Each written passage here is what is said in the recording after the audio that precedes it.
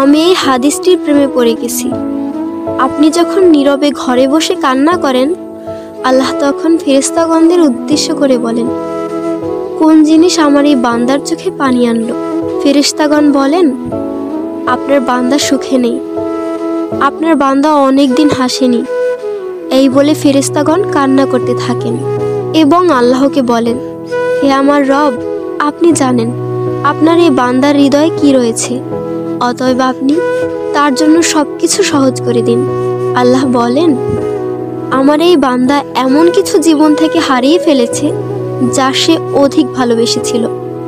অতএব আল্লাহ বলেন, আমি শপথ করছি, আমার বান্দা তার জীবন থেকে যা হারিয়েছে এর চেয়ে উত্তম জিনিস তাকে এনে দেব, যা দেখে দুনিয়া ও আখিরাতের সবাই বিস্মিত হবে।